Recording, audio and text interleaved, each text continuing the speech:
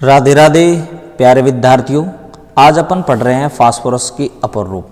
तो फास्फोरस के तीन अपर रूप हैं, श्वेत फास्फोरस, लाल फास्फोरस और काला फास्फोरस, वाइट, रेड और ब्लैक। सबसे अपन पहले बात करते हैं वाइट फास्फोरस की। तो वाइट फास्फोरस सॉफ्ट, वैक्सी और ट्रांसलूसेंट सॉलिड होता है, सॉफ्ट है और मोम के जैसा ठोस होता है। ये श्वेत फास्फोरस इतना सॉफ्ट होता है कि आप इसको चाकू से काट सकते हैं।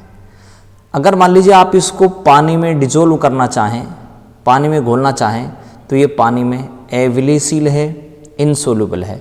तो सेकंड इसकी जो प्रॉपर्टीज है वो है कि ये इनसोल्यूबल इन वाटर, पानी में एविलिसिल है।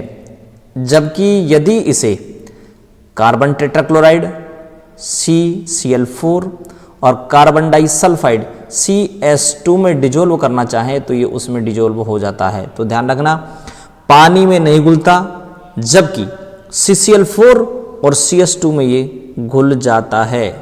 श्वेत फास्फोरस की प्रॉपर्टीज चल रही हैं।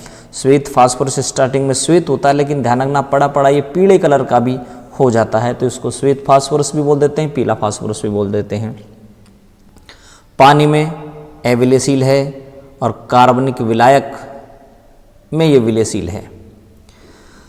अगर मान लीजिए आप इसको NaOH के साथ बॉईल करना चाहें, तो NaOH के साथ बॉईल करने पर ये फोस्फीन गैस देता है, PH3 इंस्ट्रूमेंट दिखाया गया है। इस इंस्ट्रूमेंट में वाइट फास्फोरस को NaOH सॉल्यूशन के साथ गर्म किया जा रहा है, तो ये P4NaOH के सॉल्यूशन के साथ फोस्फीन देता है PH3। इक्वेशन आपके सामने है, जिसमें P4 + NaOH + 3H2O से PH3 फोस्फीन बन जाती है और सोडियम हाइपोफॉस्फाइट बनता है और आपको वर्टेक्स रिंग मिल जाती हैं। यहाँ पर छल्ले बन जाते हैं गैस के। तो ये जो आपके पास रिएक्शन है, ये रिएक्शन फोस्फीन बनाने की रिएक्शन है कि white phosphorus P4 sodium hydroxide NaOH के साथ फोस्फीन गैस PH3 बनाता है। हाईली टॉक्सिक होता है वाइट फास्फोरस, इतना टॉक्सिक होता है कि वाइट फास्फोरस के कारखानों में काम करने वाले जो लोग हैं, उनके जबड़ों का जो हड्डी होती है जबड़ों की या जो बोन होती हैं, उनका धीरे धीरे क्षय हो जाता है, डीके हो जाता है और इस डिजीज को बोला जाता है फोसीजो। तो फास्फोरस उद्योग में काम करने वाले जो मनुष्य हैं, आदमी हैं, उनके जो जबड़े हैं वो धीरे धीरे खराब हो जाते हैं, क्षय हो जाते हैं। एग्जिस्ट एज टेट्राहेड्रल, तो वाइट फास्फोरस टेट्राहेड्रल रूप में पाया जाता है।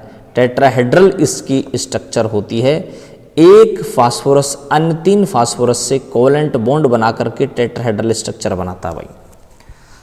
तो श्वेत फास्फोरस टेट्राहेड्रल फॉर्म में रहता है और ये जो P4 इकाइयां हैं, यूनिट हैं, इनके बीच van der Waal force of attraction होता है और ये जो वान डेर वाल फोर्स होता है ये वीक फोर्स है, वीक अट्रैक्शन फोर्स है। इस कारण से जो P4 इकाइयां या P4 यूनिट आपस में जो जुड़ी हुई हैं वान डेर वाल फोर्स से, वो वीक वान डेर वाल फोर्स है। इस कारण से इनके जो मेल्टिंग पॉइंट, बॉइलिंग पॉइंट हैं, वो बहुत कम होते हैं। तो इसका जो मेल्टिंग पॉइंट है वो बहुत लो होता है, 44 डिग्री सेल्सियस इसका गलनांक होता है, मेल्टिंग पॉइंट होता है। और इसका रीजन यही है कि P4 जो इकाइयां हैं, उन P4 इकाइयों के बीच दुर्बल वान डेर वाल आकर्षण बल पाए जाते हैं, वीक वान डेर वाल अट्रैक्शन फोर्स पाया जाता है, इसलिए इसका मेल्टिंग पॉइंट लो होता है, कम होता है। तो गलनांक कम होने का कारण क्या है? वीक वान डेर वाल फोर्स।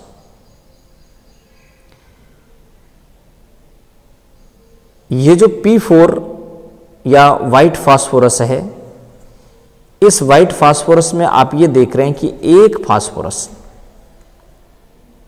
4 फास्फोरस दिखाए गए हैं और इन 4 फास्फोरस से ही P4 टेट्राहेड्रल स्ट्रक्चर बनती है। और इस P4 टेट्राहेड्रल स्ट्रक्चर में एक फास्फोरस अन्य 3 फास्फोरस से कोवेलेंट बॉन्ड बनाता है। Each phosphorus form 3 covalent bond. ये देखिए, एक फास्फोरस अन्य 3 फास्फोरस के साथ कोवेलेंट बॉन्ड बना करके जुड़ता है। तो प्रत्येक फास्फोरस अन्य 3 फास्फोरस के साथ सहसंयोजक बंध बनाकर जुड़ता है। प्रत्येक फास्फोरस अन्य 3 फास्फोरस के साथ सहसंयोजक बंध बना के जुड़ता है और इस प्रकार से टेट्राहेड्रल स्ट्रक्चर बन जाती है। और इस स्ट्रक्चर में जो बॉन्ड एंगल होता है वो 60 डिग्री का होता है। बॉन्ड एंगल 60 डिग्री का होता है। तो वाइट फास्फोरस P4 जो यूनिट होती है, इस P4 यूनिट में जो बॉन्ड एंगल है वो 60 डिग्री का होता है। और ये थ्योरेटिकल जो बॉन्ड एंगल है उससे बहुत कम होता है, much less than the expected या थ्योरेटिकल बॉन्ड एंगल, 60 डिग्री से कम है। तो थ्योरेटिकल बॉन्ड एंगल से कम है, इस कारण से यहां पर इस बॉन्ड में स्ट्रेन होता है, तनाव होता है। तो P4 जो यूनिट है, उस P4 यूनिट में जो बॉन्ड एंगल है, उस बॉन्ड एंगल के कम होने के कारण व्हाइट फास्फोरस में बॉन्ड एंगल कम होता है थ्योरेटिकल बॉन्ड एंगल से। तो कम होने के कारण ये जो P4 है, इस P4 में तनाव होता है, स्ट्रेन होता है और इसी तनाव स्ट्रेन के कारण P4 बहुत ज़्यादा रिएक्टिव होता है, बहुत जल्दी टूटता है P4 यूनिट। कारण बॉन्ड एंगल कम होता है और इस बॉन्ड एंगल कम होने के कारण इसमें स्ट्रेन होता है और इस स्ट्रेन के कारण ये P4 बड़ी आसानी से टूट जाता है और बड़ी जल्दी ये रिएक्शन कर लेता है, हाईली रिएक्टिव होता है। और इसीलिए इसको हवा में खुला नहीं छोड़ा जाता, पानी में रखा जाता है। तो ध्यान रखना, P4 या वाइट फास्फोरस को पानी में रखा जाता है। और एक आपने और पढ़ रखा होगा कि जो लिथियम है, सोडियम है, पोटेशियम है, यानी जो क्षार धातुएं हैं, एल्कली मेटल्स हैं, उनको केरोसिन में रखा जाता है क्योंकि उनकी रिएक्टिविटी भी बहुत ज़्यादा होती है। तो सोडियम, पोटेशियम, इनको केरोसिन में रखा जाता है। लिथियम को पैराफिन मोम में रखा जाता है क्योंकि वो केरोसिन से हल्का होता है, ऊपर तैर के आ जाता है, इसलिए लिथियम को तो रखा जाता है केरोसिन में। सोडियम पोटेशियम को लिथियम को रखा जाता है मोम में, सोडियम पोटेशियम को रखा जाता है केरोसिन में और श्वेत फास्फोरस P4 को रखा जाता है पानी में। एक बार वापस सुन ले, लिथियम को पैराफिन मोम में, लिथियम के अलावा सोडियम पोटेशियम बच गए, उनको रखा जाता है केरोसिन में और वाइट फास्फोरस P4 को रखा जाता है पानी में। रीजन यही है कि ये बहुत ज़्यादा रिएक्टिव होते हैं, हवा में खुला नहीं छोड़ सकते, हवा में खुला छोड़ देते हैं तो ये हवा के साथ तुरंत रिएक्शन करके आग पकड़ लेते हैं। P4 भी इसी प्रकार की रिएक्शन देता है, आग पकड़ लेता है हवा में खुला छोड़ने पर। इसी प्रकार से जो लिथियम, सोडियम, पोटेशियम है, उनको भी हवा में अगर खुला छोड़ दिया जाए तो बहुत तेज़ी से वायु के साथ रिएक्शन कर लेते हैं। तो क्षार धातुएं बहुत ज़्यादा रिएक्टिव होती हैं, एल्कली मेटल बहुत ज़्यादा रिएक्टिव होती हैं, इसीलिए उनको पैराफिन मोम या केरोसिन में रखा जाता है। और वाइट फास्फोरस भी बहुत ज़्यादा रिएक्टिव होता है, इसलिए इसको भी पानी में रखा जाता है। तो प्रश्न पूछा जा सकता है, बड़ा अच्छा प्रश्न है कि श्वेत फास्फोरस को पानी में रखा जाता है क्यों, पहला क्वेश्चन। दूसरा ये पूछ सकता है आपको कि जो फास्फोरस जो इंडस्ट्रीज है उनमें काम करने वाले जो लोग हैं, उनका जो जबड़े की जो हड्डी है वो धीरे धीरे डीके हो जाता है उसका, या उसका अपघटन हो जाता है, उसका क्षय हो जाता है, तो वो किसके कारण होता है? तो वो होता है, ध्यान रखना, वाइट फास्फोरस के कारण। तो वाइट फास्फोरस टॉक्सिक है और इसमें जो अपना लहसुन है, लहसुन जैसी गंध आती है, लहसुन जैसी इसमें गंध आती है। 1073 केल्विन तक तो ये P4 में ही रहता है, लेकिन उसके बाद ये P2 रूप में रहता है भाई। तो ध्यान रखना 1073 केल्विन तक इसकी जो वेपर है उसका फॉर्मूला P4 रहता है और इसके ऊपर ये P2 में अपघटित हो जाता है। तो बड़ी इंपॉर्टेंट बात है कि 1073 केल्विन, 1073 केल्विन तक तो ये P4 रहता है और उसके बाद ये P2 में अपघटित हो जाता है। तो 1973 तक ये P2 ही रहता है। हाईली रिएक्टिव है, उसका रीजन मैंने आपको बता दिया कि P4 में जो तनाव होता है बहुत ज़्यादा होता है, इसलिए आप इसको हवा में खुला नहीं छोड़ सकते। हवा में ये रिएक्शन कर लेता है भाई, वायु के साथ रिएक्शन करके P4 वायु के साथ रिएक्शन करके P4O10 बनाता है। P4 वायु के साथ रिएक्शन करके P4O10 बनाता है। आप इसको अगर हवा में खुला छोड़ देते हैं तो ये हवा में देखो आग पकड़ लेता है, क्योंकि इसका जो ज्वलन ताप है वो 303 केल्विन होता है, या फिर मैं कहूँ जो इसका इग्निशन टेम्परेचर है वो 303 केल्विन होता है। इसलिए ये हवा में खुला रखें तो थोड़े से टेम्परेचर लगभग 35 डिग्री सेल्सियस पर ये आग पकड़ लेता है, इसीलिए इसको पानी में रखा जाता है भाई। रीजन इसका ज्वलन ताप या इसका जो इग्निशन टेम्परेचर है वो बहुत कम होता है, हवा में तुरंत आग पकड़ लेता है, इसीलिए इसको पानी में रखा जाता है। टेम्परेचर 35 होते ही ये आग पकड़ लेगा हवा में, इसलिए इसको केरोसिन में रखा जाता है। वायु से तेजी से रिएक्शन कर लेता है, इसलिए इसको केरोसिन में नहीं, पानी में रखा जाता है भाई। तो जो श्वेत फास्फोरस है उसको पानी में रखा जाता है, क्योंकि वायु से क्रिया कर लेता है। P4 वायु से क्रिया करके P2O5 या P4O10 फास्फोरस पेंटा ऑक्साइड बनाता है। तो फास्फोरस वायु के साथ क्रिया करके फास्फोरस पेंटा ऑक्साइड P2O5 या P4O10 बनाता है। वायु के साथ रिएक्शन बड़ी इंपॉर्टेंट है भाई, फास्फोरस की वायु के साथ रिएक्शन बड़ी इंपॉर्टेंट है। एक रिएक्शन आपने पढ़ ली थी कि P4NaOH के साथ फोस्फीन बनाता है PH3। दूसरी आपने ये पढ़ ली कि P4 वायु के साथ P4O10 के श्वेत धूम्र बनाता है, और इन्हीं P4O10 के जो श्वेत धूम्र हैं इनको आप स्मोक स्क्रीन भी बोलते हैं भाई। तो स्मोक स्क्रीन भी वाइट फास्फोरस से बनाई जा सकती है। तो ये जो वाइट फास्फोरस है, इस वाइट फास्फोरस को देखो पानी में रखा गया, उसका रीजन यही है कि इसका इग्निशन टेम्परेचर या इसका ज्वलन ताप, ज्वलन टेम्परेचर, इग्निशन टेम्परेचर बहुत कम होता है, इसलिए वाइट फास्फोरस को पानी में रखा जाता है।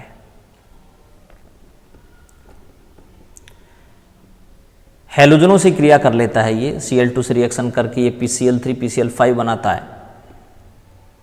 P4 की रिएक्शन अगर मान लीजिए आप Cl2 के साथ करवाएं तो ये PCl3 PCl5 बनाता है। इसके अलावा अगर आप इसकी कैल्शियम और मैग्नीशियम धातुओं के साथ रिएक्शन करवाएं तो ये इनके फास्फाइड बनाता है, Mg3P2 Ca3P2। अगर इसको हवा में खुला छोड़ दिया जाए तो देखो ये क्या बनाता है, P4 का हवा में खुला छोड़ने पर इसका ऑक्सीडेशन हो जाता है, P4O10 बनाता है। और ये जो रिएक्शन है, इस रिएक्शन में रेडिएशन बाहर निकलती हैं, जिसके कारण ये फास्फोरस, जो व्हाइट फास्फोरस है, ग्लो इन द डार्क, अंधेरे में चमकता है। श्वेत फास्फोरस अंधेरे में चमकता है। इसे आप फोस्फोरेसेंस, स्फुरदीप्ति, देखो रिएक्शन देखें P4 की वायु के साथ ह्यूमिड एयर में अगर आप इसकी रिएक्शन करवा दें या आप इसको हवा में खुला छोड़ दें P4 को, तो P2O5 या P4O10 बनाता है। प्लस देखो HNu, रेडिएशन बाहर निकल रही है और इन्हीं रेडिएशनों के कारण ये अंधेरे में चमकता है भाई, और इसको आप फोस्फोरेसेंस, स्फुरदीप्ति, केमुलेसेंस, इस प्रकार के नाम इसको आप देते हैं जब ये श्वेत फास्फोरस अंधेरे में चमकता है। और इसका रीजन है P4 को हवा में खुला छोड़ने पर P4O10 या P2O5 बनाता है, साथ साथ इसमें लाइट बाहर निकलती है जिसके कारण ये चमकता हुआ दिखाई देता है, या इलेक्ट्रोमैग्नेटिक रेडिएशन बाहर निकलती है जिसके कारण ये चमकता हुआ दिखाई देता है। अगर किसी केमिकल रिएक्शन में इस प्रकार की लाइट बाहर निकले, केमिकल रिएक्शन में इस प्रकार की लाइट बाहर निकले, केमिकल रिएक्शन यहाँ पर फास्फोरस की दिखाई जा रही है, P4+O2 से P2O5 या P4O10+HNu। तो अगर मान लीजिए किसी भी केमिकल रिएक्शन में, ये मैं फास्फोरस की बात करें कि यहाँ फास्फोरस की जो ऑक्सीजन के साथ जो केमिकल रिएक्शन हो रही है, इसमें जो चमक है, लाइट है, इसको आप बोलेंगे फोस्फोरेसेंस, स्फुरदीप्ति। तो ध्यान रखना, श्वेत फास्फोरस स्फुरदीप्ति, फोस्फोरेसेंस शो करता है।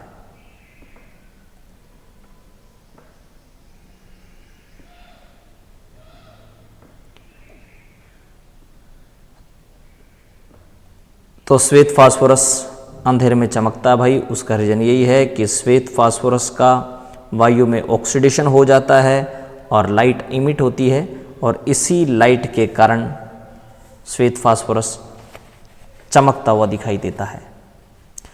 किसी केमिकल रिएक्शन में अगर मान लीजिए लाइट बाहर निकलती है तो आप इसको केमिलोमिनेसेंस बोलते हैं भाई, केमिलोमिनेसेंस, या फिर आप इसको बोलेंगे क्या, रासायनिक स्फुरदीप्ति, फोस्फोरेसेंस। अगर मान लीजिए आप इस श्वेत फास्फोरस को गर्म करें, श्वेत फास्फोरस को गर्म करें, तो ये श्वेत फास्फोरस 250 डिग्री सेल्सियस टेम्परेचर पर गर्म करने पर ये कन्वर्ट हो जाता है लाल फास्फोरस में। तो श्वेत फास्फोरस को 250 डिग्री सेल्सियस टेम्परेचर पर गर्म करने पर श्वेत फास्फोरस से लाल फास्फोरस बनाया जाता है, और ये लाल फास्फोरस का दूसरा प्ररूप है। पहला प्ररूप पहला एलोट्रोप्स आप पढ़ रहे थे वाइट फास्फोरस, दूसरा एलोट्रोप्स अब आप पढ़ रहे हैं लाल फास्फोरस। तो जो वाइट फास्फोरस है उसको अगर गर्म कर दिया जाए तो वो लाल फास्फोरस में कन्वर्ट हो जाता है। देखिए 250 डिग्री सेल्सियस पर गर्म कर दिया, श्वेत फास्फोरस था, किस में कन्वर्ट हो गया, लाल फास्फोरस में कन्वर्ट हो गया। तो श्वेत फास्फोरस से ही लाल फास्फोरस बनाया जाता है, इसको गर्म करके 250 डिग्री सेल्सियस टेम्परेचर पर गर्म कर दिया जाता है, तो जो श्वेत फास्फोरस है वो लाल फास्फोरस में कन्वर्ट हो जाता है।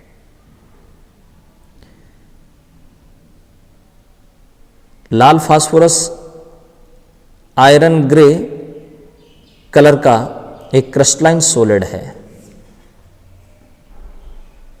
दिखाया जा रहा है। देखिए टेस्ट ट्यूब में इसका कलर देख लीजिए आप, ये क्रिस्टलाइन सॉलिड होता है, जबकि जो रेड श्वेत फास्फोरस था वो मोम के समान सॉलिड था। श्वेत फास्फोरस में लहसुन के समान स्मेल आती है, जबकि रेड फास्फोरस ओडरलेस है भाई, किसी प्रकार की कोई गंदी स्मेल नहीं आती, इसमें कोई स्मेल नहीं आती और नॉन टॉक्सिक है। जबकि श्वेत फास्फोरस टॉक्सिक था, फोसी जो डिजीज होती है।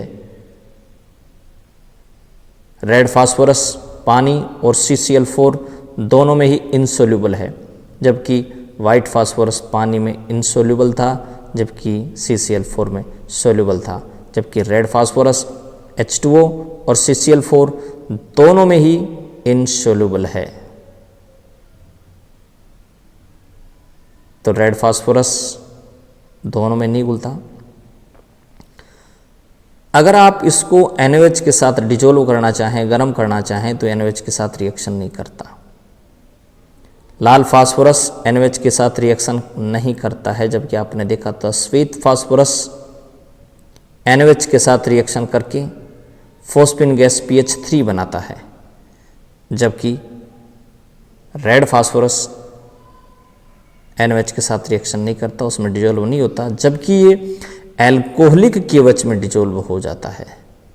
रेड फास्फोरस एल्कोहलिक KOH में डिजोल्व हो जाता है। रेड फास्फोरस एल्कोहलिक KOH में डिजोल्व हो जाता है, जबकि NaOH में डिजोल्व नहीं होता। अगर आप इसकी स्ट्रक्चर की बात करें, रेड फास्फोरस के स्ट्रक्चर की बात करें, तो इसकी बहुलकीय संरचना होती है, पॉलीमराइज्ड इसकी स्ट्रक्चर होती है। ये देखिए रेड फास्फोरस की बहुलकीय स्ट्रक्चर, पॉलीमराइज्ड स्ट्रक्चर। लगातार इसमें P4 की जो इकाइयाँ हैं वो लगातार जुड़ती जा रही हैं और रेड फास्फोरस बन जाता है। जबकि वाइट फास्फोरस में ये जो P4 इकाइयाँ थी उनमें वीक वांडरवाल फोर्स था, जबकि यहाँ देखिए ये जो इकाइयाँ हैं वो आपस में कोवलेंट बॉन्ड द्वारा जुड़ करके एक बहुलकीय संरचना बनाती हैं, पॉलीमराइज्ड स्ट्रक्चर बनाती हैं, लगातार जुड़ती जाती हैं।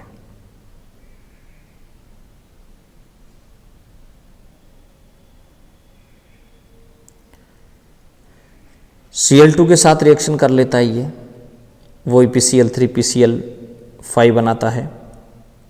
सल्फर के साथ P2S3 बनाता है, P2S3 बनाता है। सोडियम के साथ उसका फॉस्फाइड बनाता है, Na3P। स्टेबल होता है ये नॉर्मल कंडीशन में। देखिए बड़ी इंपॉर्टेंट बात ये थी कि श्वेत फास्फोरस को आप हवा में नहीं खुला छोड़ सकते, क्योंकि वो आग पकड़ लेता है हवा में 35 डिग्री सेल्सियस टेम्परेचर के आसपास। जबकि रेड फास्फोरस को अगर आप हवा में खुला छोड़ देते हैं तो ये आग नहीं पकड़ता है, हवा में आग नहीं पकड़ता है और ये नॉर्मल जो कंडीशन है उसमें स्टेबल रहता है। तो श्वेत फास्फोरस की कंपैरिजन में लाल फास्फोरस की स्टेबिलिटी ज़्यादा होती है।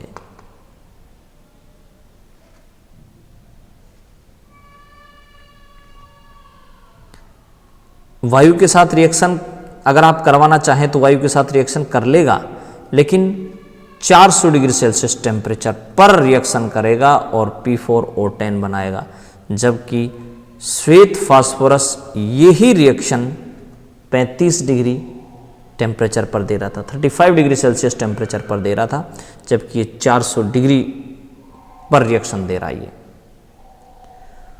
तो ये जो रिएक्शन थी फास्फोरस की वो हवा में खुला छोड़ते ही हो रही थी, जबकि यहाँ पर ये जो रिएक्शन है ये रिएक्शन 400 डिग्री सेल्सियस टेम्परेचर पे हो रही है भाई।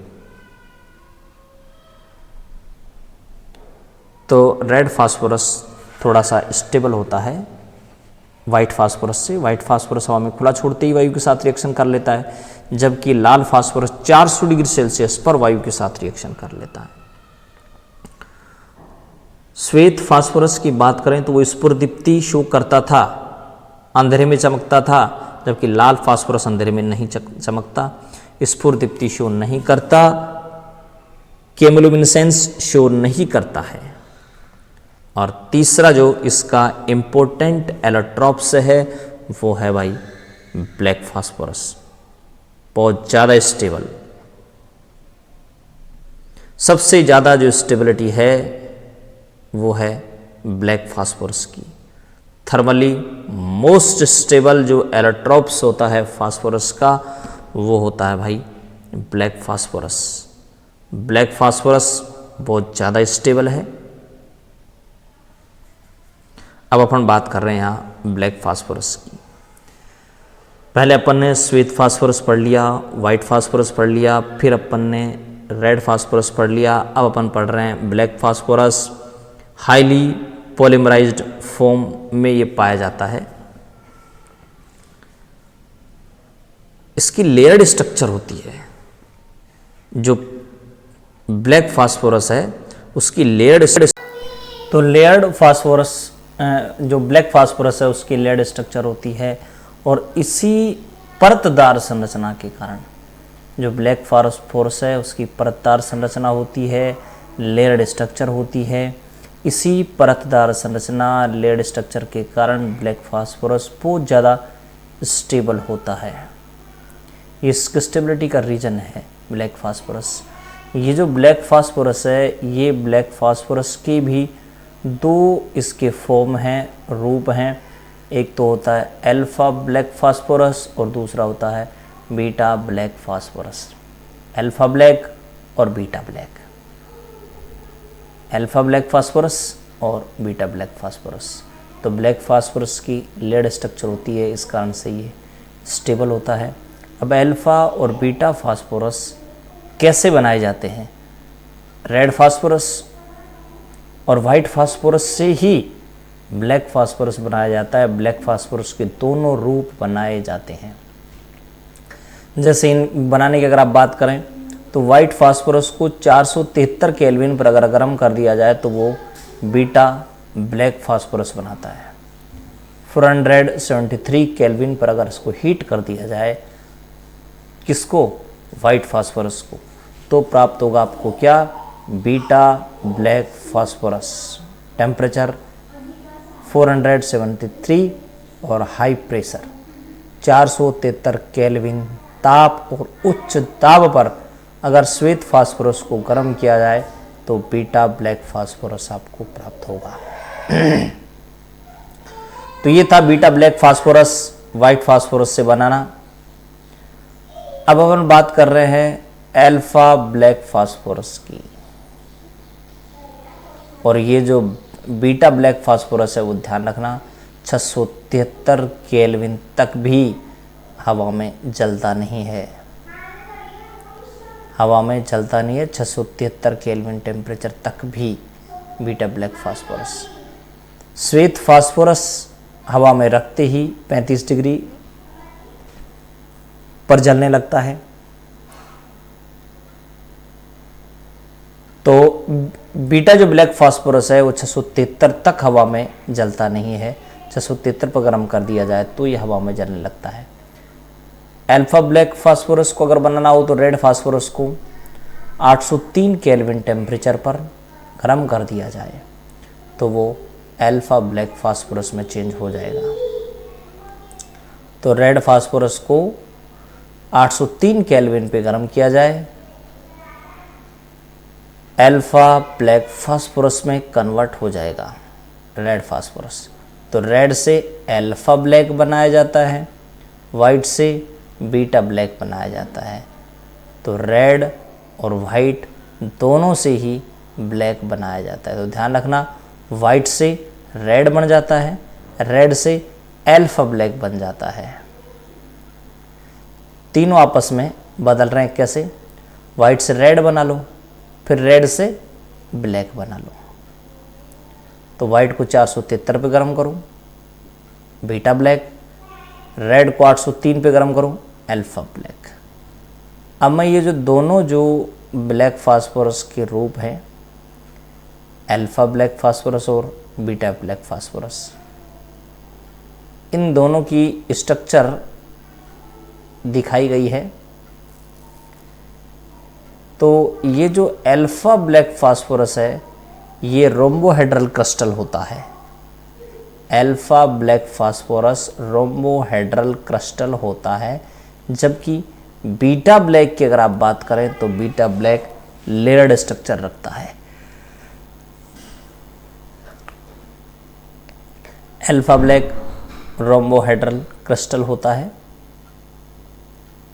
जबकि बीटा ब्लैक फास्फोरस की अगर आप बात करें तो ये लेयर्ड क्रिस्टल होता है।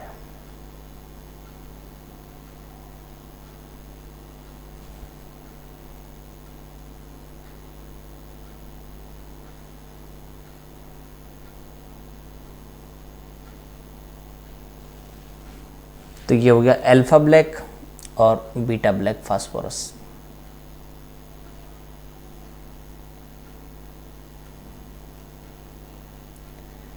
अल्फ़ा और बीटा ब्लैक फास्फोरस दोनों ही ब्लैक फास्फोरस के रूप हैं। अल्फ़ा ब्लैक फास्फोरस की अगर आप बात करें तो अल्फ़ा ब्लैक कंडक्टिविटी शो नहीं करता। Alpha black conductivity electric conductivity show नहीं करता, विद्युत का चालन प्रदर्शित नहीं करता है, जबकि बीटा ब्लैक विद्युत का चालन प्रदर्शित करता है। बीटा ब्लैक विद्युत का चालक होता है। कल अपन एक नई वीडियो के साथ फिर हाजिर होंगे, तब तक के लिए धन्यवाद।